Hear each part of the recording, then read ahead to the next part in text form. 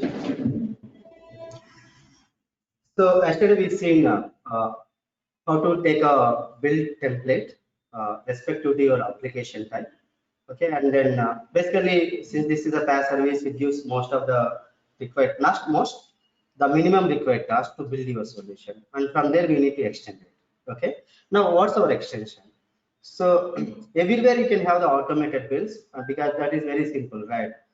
All you need is use MS build. I mean, if it is manual, from Visual Studio also you can create a build. I mean, it is simple, F5. And if it is some other tool, Jenkins, you just give the path and mention the MS build in some text box and it will build it. And the critical path are many people don't use it is your code analysis. And of course, nowadays people are using even code analysis as well. But what they don't use proper continuous integration. When I say proper continuous integration, if something goes wrong in your build, of course, your build is successful, there are no issues in your code, but still, if it is not as per the coding standards or as per the metrics what we define, then you need to fail the build. That's how you can ensure the quality of the code. The whole intention of having DevOps is not just about faster releases, but also about the quality of code. Okay, so for that, SonarQube. This is the most famous and I would say one and only one you have it actually. We use the SonarQube for the code quality purpose, and we also define code quality gates, etc. Guys, this is very important. Any interview or in your implementation, please talk about. I mean, when somebody says, "What do you know about build definition?" You say that you get, etc. But that you bring these terms, code quality and code coverage, etc., with your SonarQube. Okay. Because other things anybody can do easily. Okay, now so SonarQube, basically this is a simple, we will see how to install it and configure it. This is not a big installation like it's not an exe or something. It is a simple disk. It is developed on Java actually. It is simple what is a zip file, so you can simply unzip it and make some configuration changes, and it will be up and running on your laptops or servers. So the only thing what I don't do here is assigning some DNS name, because if I configure on my laptop, I can only use it from my laptop because it doesn't have any domain name. But if it is your production or dev, obviously you are keeping it on some server. Some of your infrastructure guy creating DNS name, and so that will be used by outside or inside. So that part we will not do because we are not having any DNS stuff here. So I will show you now. So the prerequisites are these things. You need to have the JRE. I mean, you can download it from the Oracle website. Okay, and then you will download the SonarQube executable as the artifacts from the SonarQube website, and then you need to set only one, that is Java home. I mean, this is mandatory for any Java development actually. This is just a part. We will do it from the environment variables. Once you do all these things, then we are good to go with the SonarQube integration with our build part. Okay, we will do in this session itself. Let's see some features what it does actually. So let me, okay. So what are all the things you're going to do? So using SonarQube, so we already discussed, we can do the code coverage. For that you need the unit test cases in place. If it is not there, you basically get the zero code coverage, and you simply share those metrics with the respective people. And you also define the quality gates, as I told you just now. If the criteria is not met, we will fail it. If the criteria met, we will make it successful, and it can go for the release pipeline. That means the deployment. Okay. So what are the different steps involved in creating SonarQube and then integrating that with your build pipeline? So these are simple steps. First, you need to have your SonarQube server up and running. This is a web portal. You can log into the SonarQube portal, and then the way you are creating the projects in your Azure DevOps, in the similar way you will create a project in your SonarQube as well. So for the best practice, you give the same name. so that we can easily identify this code is related to this one, rather than giving us some different name. And then, so obviously your build pipeline is running on some Azure or some other server, and your SonarQube is some other software, right? It is running on some server. Then you need to have the integration. Either you go by the credentials like user ID, password, and the URL. The other way is creating some tokens. Here we use the tokens. Okay. Again, we don't go and create. Anything from the command prompt or something. From the SonarQube server, portal itself, you can create a token and use that token to integrate with your build pipelines. So this is as simple as that. So that is the prerequisites for integrating with build pipeline. Okay, now I said that code quality and you will fail the build. So that means you need to have a number of activities for that one, right? The way in the build pipeline, we added a NuGet task, and we added a build task, and we added a publish artifacts task. These are the tasks. Task is nothing but an activity. Something will happen with that. In the same way for SonarQube as well, you need to have some tasks part of your build pipeline so that it will do the code analysis. So what are those? So whatever I'm putting in my boxes, right? Those are the exact task names. So if you go and search for it, it will be available. Okay. The first one is you need to have the prepare analysis for SonarQube. This is first task. The next task is you need to have the run code analysis, and then publish quality gate results, and finally you have a break build and quality gate failure. So if you have time, in your free time, you can go and explore it. But anyways, we will be showing it here. Okay. So these are the 4 tasks that you need to integrate your SonarQube with your build pipeline for the code quality. So we also see some more additional things, because it's not just about quality or something, right? You need to do some administration activities as well. So let us say, when you say best practices, right? Obviously, every product vendor gives best practices. Obviously, as implementers, we cannot implement all those best practices. The reasons could be, maybe they have some 1,000 best practices. Probably some 100 is relevant to you. You will only implement it. And for some people, by intention, they may not implement it. So those are many scenarios. So here also, so since if you are using .NET, basically all the best practices are from the Microsoft. If you are using Java, all the best practices are from the Java open source consortium, or now it is the Oracle because they acquired it. So they will provide all those best practices, and all those plugins or utilities are part of your SonarQube, because this is been in market since decades actually. So so we will see how to take a subset of your best practices, or use the entire best practices against your application. Okay. And then we also, so as we said, we need to create a quality gates, right? And we were talking about some criteria. So I said, okay, code coverage less than 80% fail it, greater than 80% successful. Such kind of criteria we will also see. And we will also see, how to even bypass something in your project. Those are some advanced things that we will, so it is a combination of your integration with build pipeline and as well as SonarQube administration. So with that, we will say, the SonarQube for administration as well as the code quality system.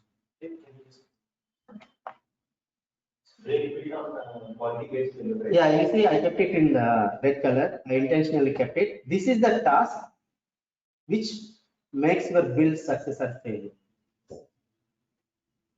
Okay. The other task, just do the analysis. This is the task. If you don't have this task, right, you cannot have that code quality gate. So if somebody asks you, how do you implement code quality gate? This is the task I'm going to do.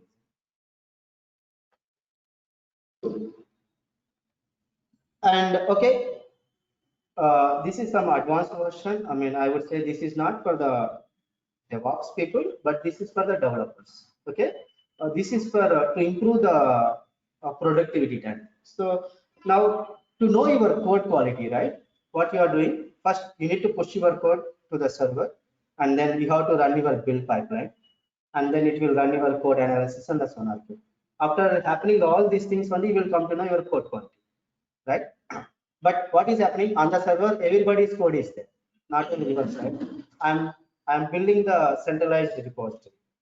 So it is a time one. Let us say I'm done with my coding. I want to see the quality of code in my own on my code developer. Actually, I don't care about others. Okay, so but your builds may not be running every time, right? They may not be having access to run whenever they want, because it increases the servers resources consumption and everything. Many things will be there. So the easiest way is here is there is a plugin called SonarLink.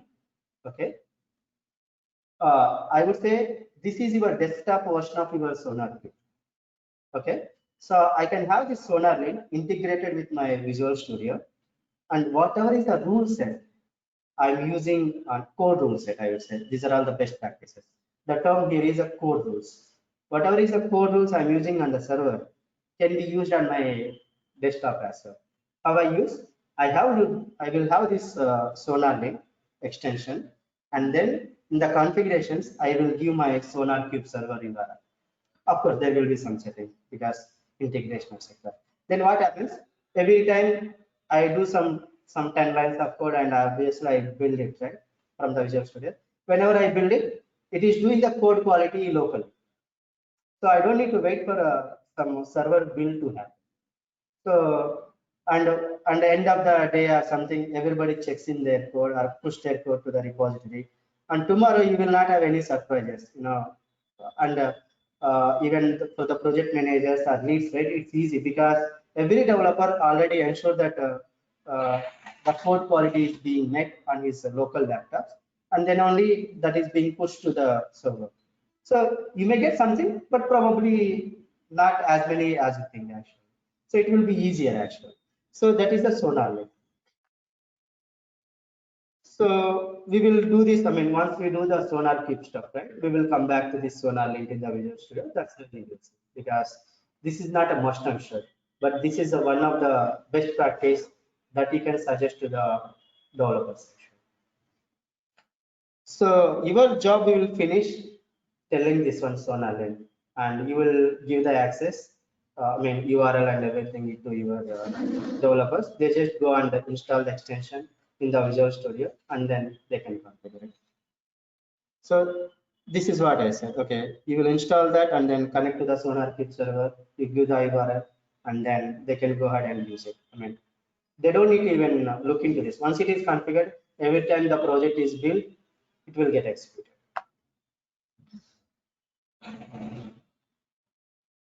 So these are the things that you do as part of your SonarQube.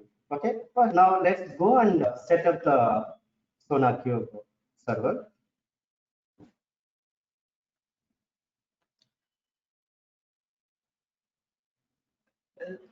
So you already seen the prerequisites. You need to have the SonarQube is a project.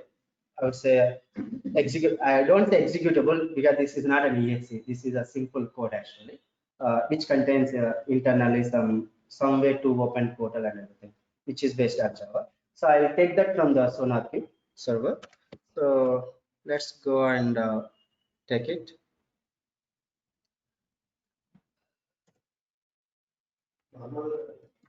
SonarQube server okay. I didn't get it. Normally project, but normally Sonar second. Yeah. Okay. Sonar server should be started. It will start. It will go on actually, and it will come into picture when it gets invoked. Okay, but it will not consume your resources all the time. We are not, so Azure pipelines will not have your SonarQube. SonarQube is a separate server where you install on some virtual machine, or you install it on some server, any kind of machine, right? That's why I said we integrate. So we integrate your build pipeline with the SonarQube. Okay. So obviously there are no 32-bit machines, right? I mean, I don't see, at least from the last 15 years, people don't use 32-bit. It's all 64-bit, right? So download SonarQube for mine is Windows 10. So, and you can go to, I mean, this is sonarcube.org is your website, and it will give you all the versions. I would suggest you to take the stable version, because if you go to the website, right, the first one what you see is the latest version, and it could be in the preview mode or something. I will suggest to take the stable one so that you will not get into issues.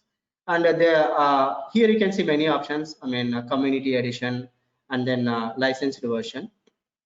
Since we are using only for the demonstration, or I would say POC, if it is your organization, you don't need to go for the enterprise version because you need to pay for it. Okay, so there won't be much difference. It's all about if you, I mean, let us say it's like people run some softwares on their servers. Most of the time that's free. They will get caught only when their data center gets audited actually. Till you are caught, you are good. So in the same way, people run this SonarQube freeware on the servers as well, because not many times people come and audit your data center. But that's not a good practice. But if you go for a bigger client set, they never use freeware. They go for the license. There is not much difference. You will use the same code base, but you are licensed because you are using it for a commercial purpose. Now we are using it for a learning purpose. So, so you can see there will be some minimum differences which you don't need to worry actually. Okay. So, and I'm not going to take the latest version. So, considering this, so you have the historical downloads. From here, you can take whatever is the version you can take. So I'm going to basically take the SonarQube 6.5 because the latest version, like SonarQube 8, right? Basically, it requires everything requires JRE basically. Okay, and it requires the. Sorry guys, if it might be too technical for a DevOps test. The latest JDK is JDK. I mean Java 13, right? 13. The latest Java version is Java JDK 13 actually. In the latest version, both JRE and JDK are mixed. Okay, and I don't have an option to separately mention JRE actually. So there is some tweaking should be happened. I'm also not a Java guy, and there is not much support on the Oracle website as well. Many people are struggling for that one. And of course, most of your projects might be running on Java 8 or Java 9 or something. Java 8, right? So that's the reason I'm going to use here SonarQube 6.5, which supports Java 8, where I have both JRE and JDK separate actually. So since most of the people are having already Java on their PCs, right? Probably because of some other software prerequisites, every PC in the world contains Java. Okay. So I don't need to download. If at all you are using a fresh PC, you don't have anything, right? You can go and download from the Oracle website. And basically, I'm having this Java in my SQL and program files, and then Java. And then, so once you install, you will get this JRE. The reason I am saying, I am going to use this path actually. So to set my environment variable, okay. So let's copy it. Let's keep it like this. You have your Java here, and once you download your SonarQube, right? There is no particular folder for this one. You can run it this SonarQube anywhere. You can even keep it in the downloads folder as well. I'm running from the downloads folder itself. So all you need to do is just download this SonarQube. I'll take this one, SonarQube 6.5, because this is very stable version.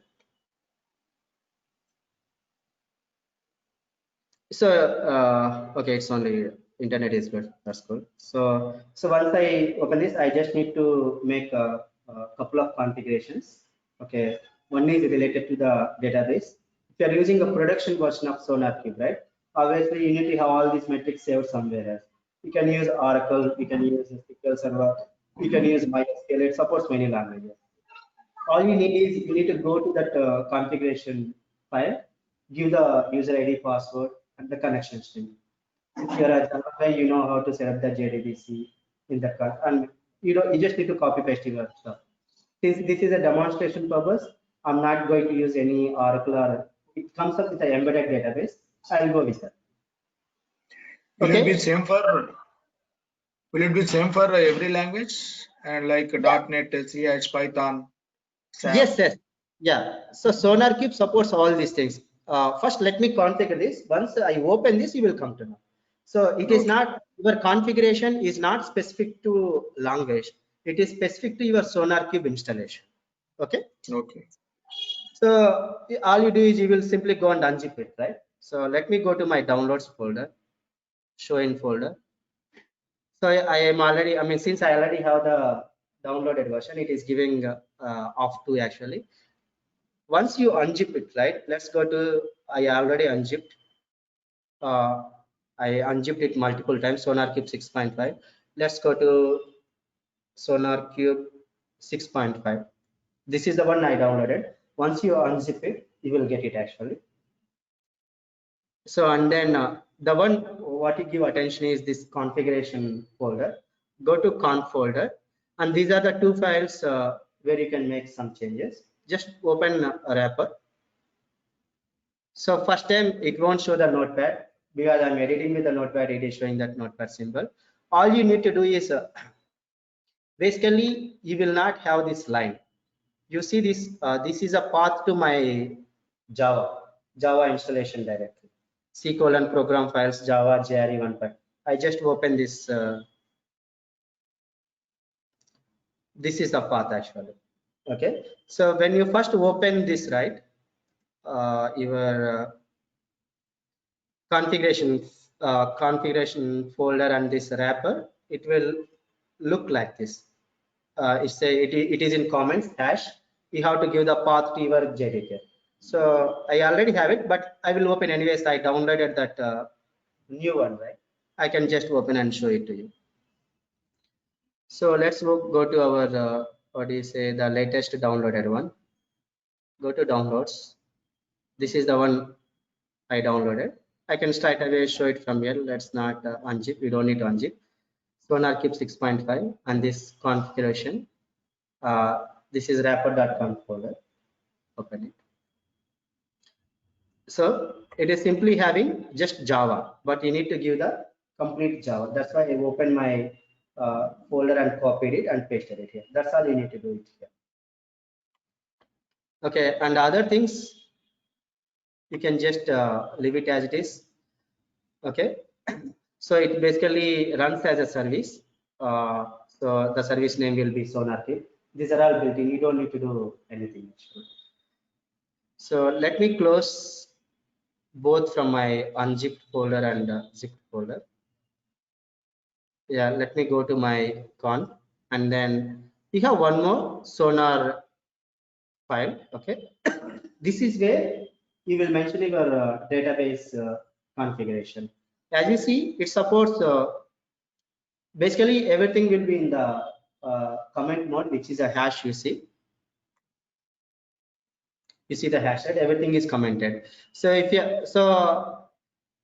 basically your SonarCube runs on port number 9000. Okay, you don't need to configure. That is the default one actually. So if I go to my, let us say, localhost :9000, it will open. And if you are using it from the outside your server, then you have to give your IP address or your DNS name and then :9000.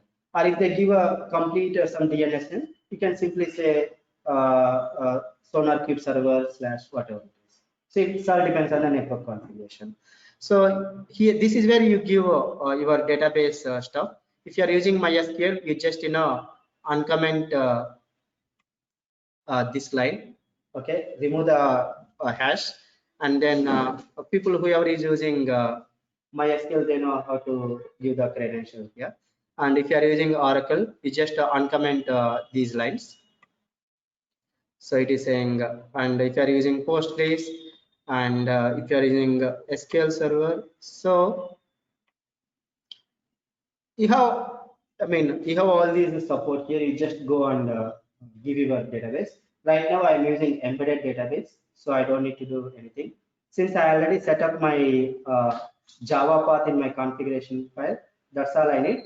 But I also need to set up my Java environment variable. We call it as an environment variable. So how do you set up? Again, you need to copy the same path. Let me close it.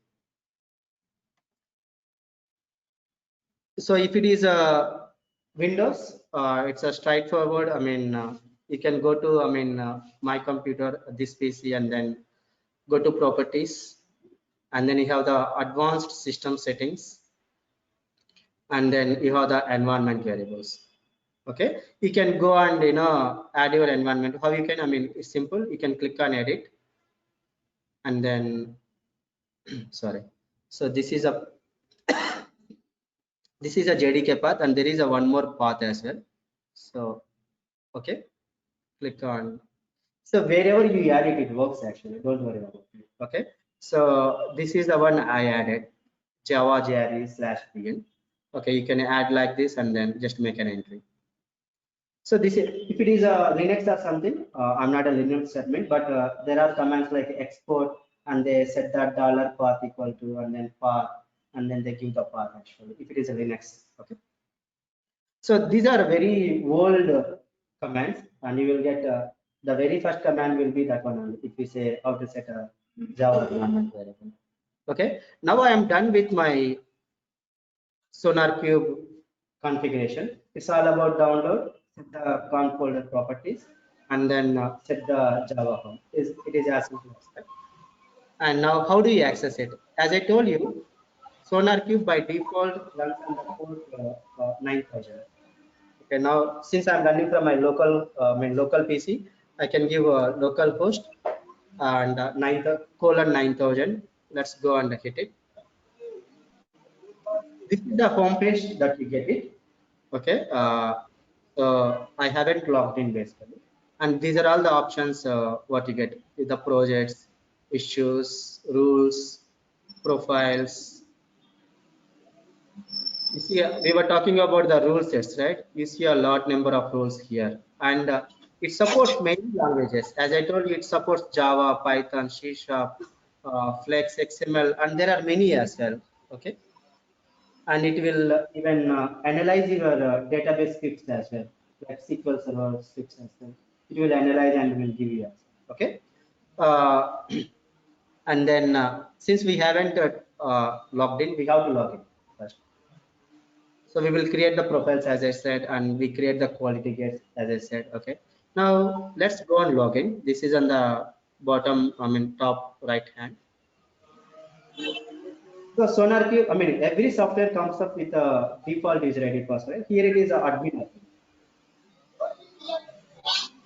admin, and then same user ID password. So I'll save it for the future references. Okay. This is the home page. Hello, Purna. Hello. Hi, can you go on mute? Somebody is talking. Not talking. Purna, sorry for interrupting you, but while I am trying here from localhost 9000, I am not able to connect to the Sonar server. What it is saying? While I am connecting to this Sonar server, I am not able to connect. Yeah, what exception you are seeing? This site can't be reachable, like it is showing. This site can't be reachable. Okay, did you set the okay, you are very fast man. So did you set the environment variable Java? Yeah, I have set. Did you set the I have 12.0 version in my laptop Java. Okay, then so as I told you,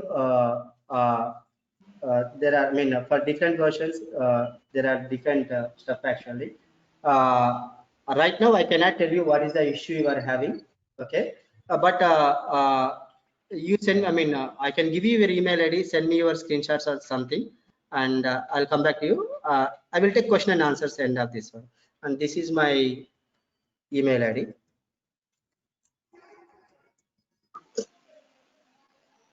Okay. So we'll come back to your query after end of this session. So how to set up embedded database? So show us how to set up Yeah, we don't embedded need to set up database. for the embedded database, you don't need to set up. That's what I opened that configuration folder, right? Okay. By default, it uses the embedded database. Okay. But if you want to set up some other Oracle, I mean, if you are using it for the production purposes, you cannot use the embedded. The only reason I mean, when you are using embedded database, it doesn't mean that it's not a database.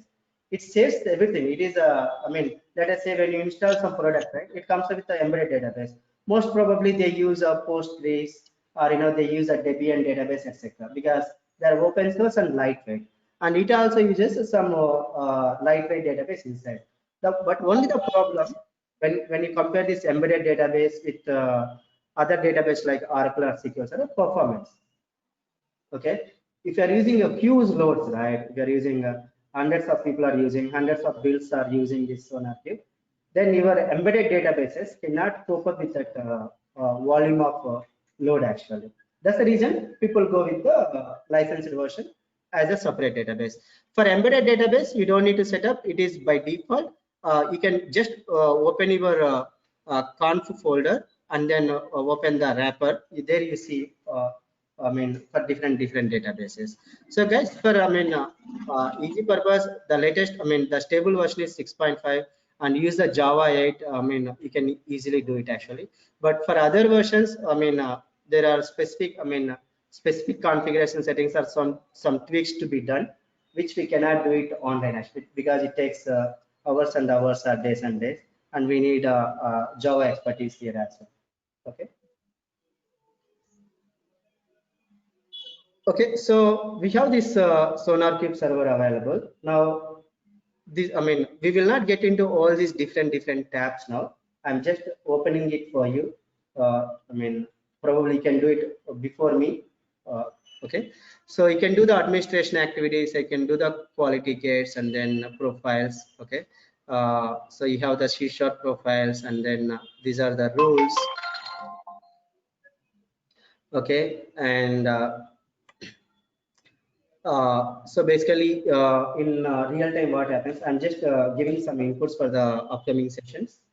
I basically give some code rules set, let us say C#.NET, and they might be having some 100 or 200 rules basically, and everybody is getting the violations. People say, I don't want to have this rule, but I'm okay with another 99 rules. I don't want this one rule. So you can suppress them. So you can do all that kind of thing. So that suppression can be done from the code. I mean, if you're using Java or .NET, in the code itself, you can suppress to avoid that rule actually. But you can do that from the administration. Okay. So for the time being, let's go ahead and create some project. Okay. We haven't linked. We just have some very, I mean, the standalone version of your SonarQube, which doesn't have anything. This is all its metadata and its features. We need to link this SonarQube with our build pipeline. So we mentioned the number of steps, right? You create a project and then you integrate with build pipeline. Even right now, I'm going to create a project here. Right? If I go ahead and create a project, what it contains is just a folder. The way when you create a DevOps project in Azure DevOps, it is just a container, right? After that, we need to go and push our code to the Azure DevOps. Then only it contains the data. First, you just create a container, which is nothing but your folder. So I am already logged in. It's my account, and I'm just and this is the place where we generate the tokens. Okay, now let's go to the projects, and then let's create a project. Where is my new project option?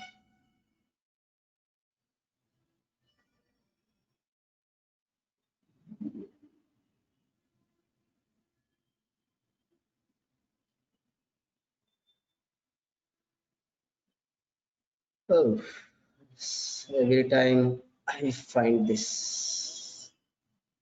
Okay, you go to the administrations projects, and then you will get this creating a project option. Simply create a project. As I told you, as a best practice, give the same name what you give in your Azure DevOps for better correlation.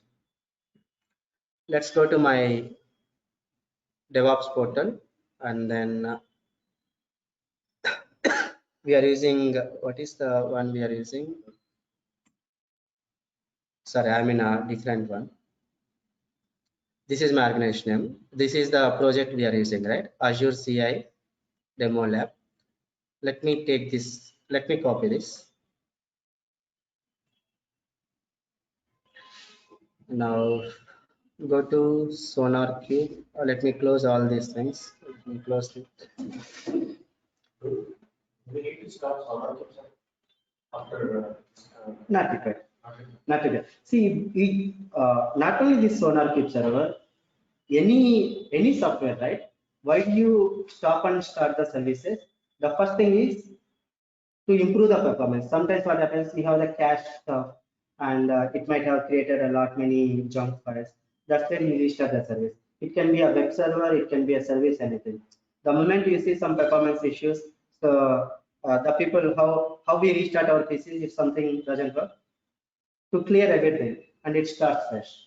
But here you don't need to stop or start actually.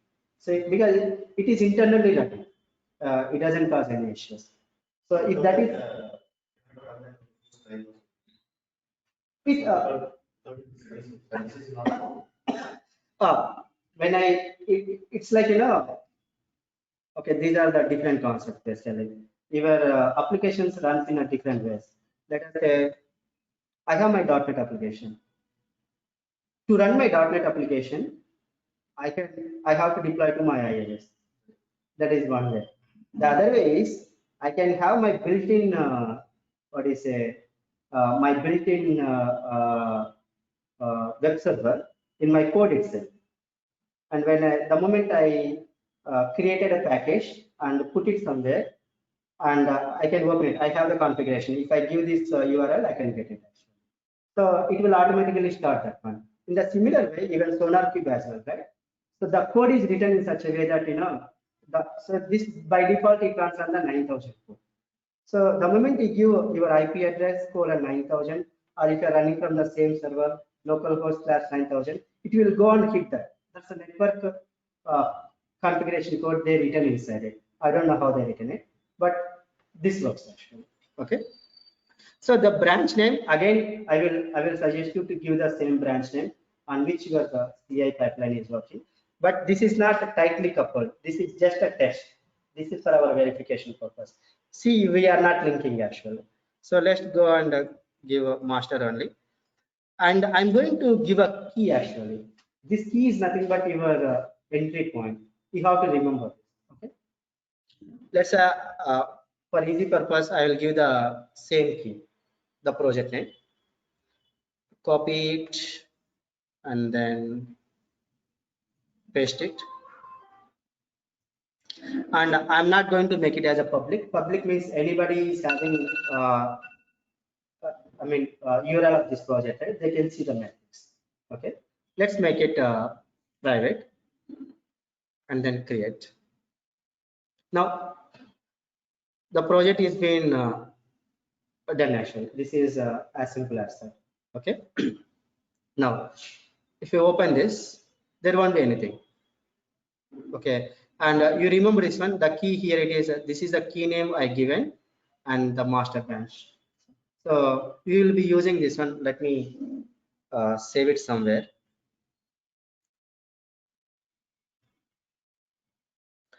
Because after 2-3 days I'll forget it again. I have to navigate there and here to look for this.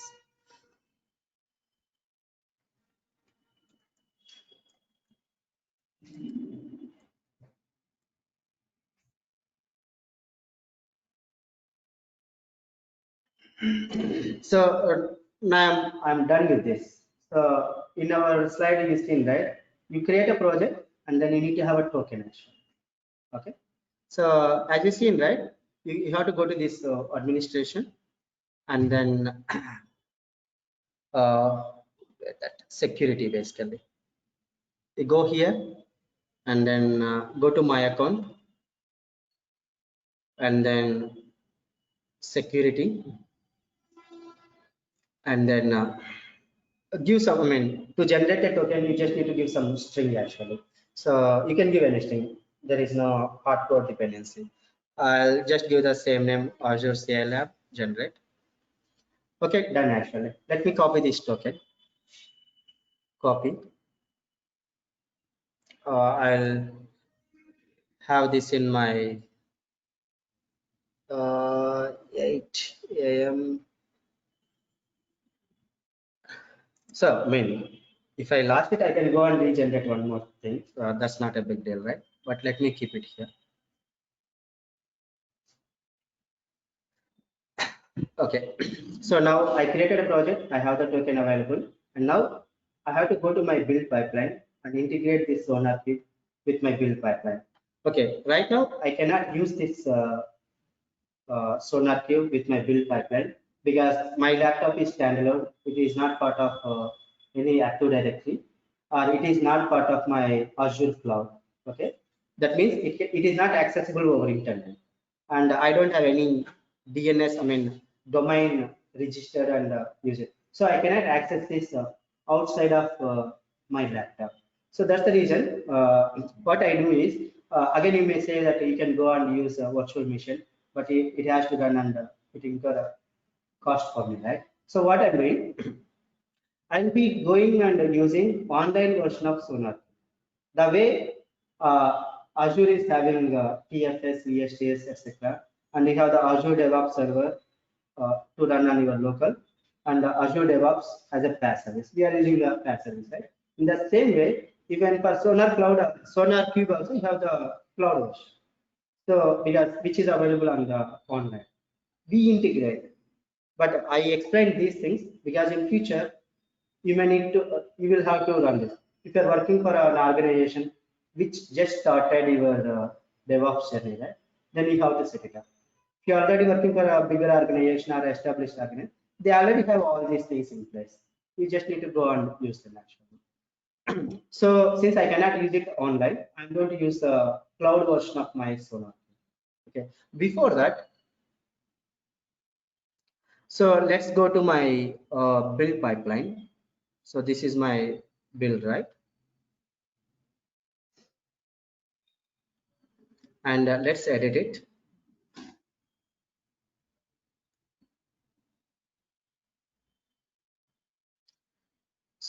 So let's go back to my presentation. So we mentioned these tasks, right? As I told you, these tasks are exact names what I use it in the build pipeline. So the first one is you need to have the prepare analysis for Sonar. Okay? Let's go back. Okay, and you already remember this Windows specification because we already set it up. How do you add a task? You can go to the agent and then simply search for Sonar. Guys, you will get the first two things, SonarQube for MS Build, etc. These are the deprecated. I mean, these are no longer supported by SonarQube actually. So don't use them. That's why they mention, deprecated here. Okay, don't use them. So we will go and use these tasks, okay, and our task name is SonarQube prepare analysis for SonarQube. Let's go and say prepare analysis. It should come immediately.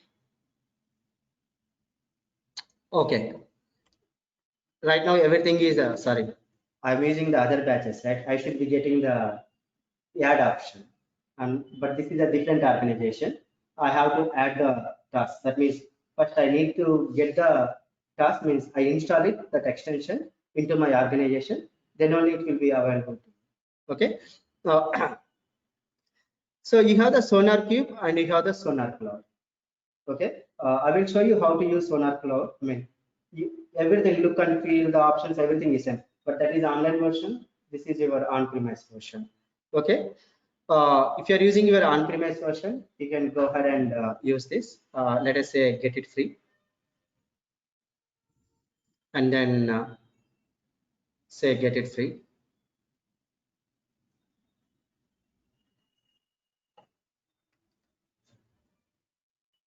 So every extension will be installed in the same way. So I'm going to install this into my Azure DevOps 8 AM session. This is my organization name. Let's go and install. You see, this guy is giving option for Azure DevOps server as well. Let us say if you are using your local Azure DevOps server, you can download. That means it will directly go into your Azure DevOps server local. Okay. Since I'm using online, I will use the first option. That's it. You're all set. You can proceed to the organization. That's it. I can close this. Now I can come back to my build definition. Let's again refresh it or search for it, whatever you want to do. So this is the one I was talking about. We use this task. And then you have the other things as well. Because I installed the SonarQube extension, it got all the tasks that are available in that extension. So here, right now, this is where it takes a lot of time to explain and configure all these things. It's not a 5 minutes job actually. Of course, you may go and do it very quickly, but you will not be able to use it in some other places, because without knowing the basics, right? If you straight away go and follow some tutorial and do it, when you do it for the other people, then it will be difficult. So with that, I will stop it for today. But anyways, now you come to know what we're going to do in the next sessions. Okay, you can go and do some R&D for your purpose. Otherwise, don't worry. We will be doing everything hands-on here itself. So after this also, I will tell you what we're going to do. We will going to do because when you say it is a application, right? It's just not your code, right? You have your databases as well. Most of the times, what happens? You do not do the database deployments. That will be taken care by the database administrators separately. But now the organizations are moving towards database deployments as well. So we will do that one as part of these sessions. Okay, so we will be doing in the upcoming sessions. Yes, that's it for today from my side. And one simple note, I mean, I will take the question and answers. The institute is closed for next week from Monday to Thursday. Institute is closed. Again, it will be on Friday. Okay, I am okay to take the class on Friday if you guys are okay. But if you guys are on long weekend, I mean, I'm expecting because Sankranti, right? Most of the people will be out, and I do not take on Saturday, Sunday. It will be only on Friday. Institute works on Friday. If majority of you people are okay for Friday, I will ask the management to continue this session on the Friday. I mean, next Friday. If it is not, we will take the session on Monday. It's up to you guys. I'm available on Friday. So I need to tell this one to the management. That's the reason I'm asking. And then I expect the same thing, but still, this is my responsibility to ask all of you. Yeah, Friday it is okay. Okay. Yeah, somebody say. So you are guys. I need to take the majority of the opinions. So I have the classroom guys sitting here, and they're asking for the Monday, and of course I need to take your opinion as well.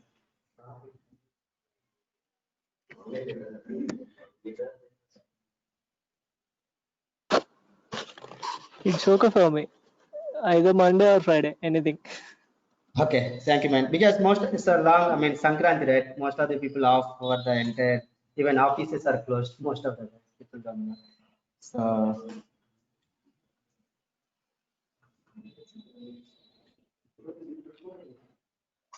okay, then if that is a silent, only one person is asking for Friday. Guy, I mean, excuse me, majority of the people are asking for Monday. Please bear with it. It's only one class. We will anyways see after this class I don't have any classes, so I can spend another 15 minutes extra, and we can close it, whatever we lost it, right? Every day 15 minutes will be okay now. I mean, we can close the course on time actually. So we will not be extending because we will take another 15 minutes because again these holidays are expected.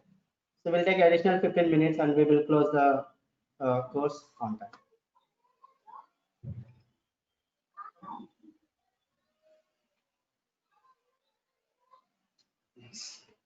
Okay. Thank you guys. Uh, have a good weekend and a good holidays. Happy Sankranti. And we'll see you guys after a week. It on Monday, right? Yeah, Monday. So I can see only Rocket, only Nasir is saying Friday. Sorry, Nasir, most of the people, more than 90% people asking for Monday. Excuse us for one class.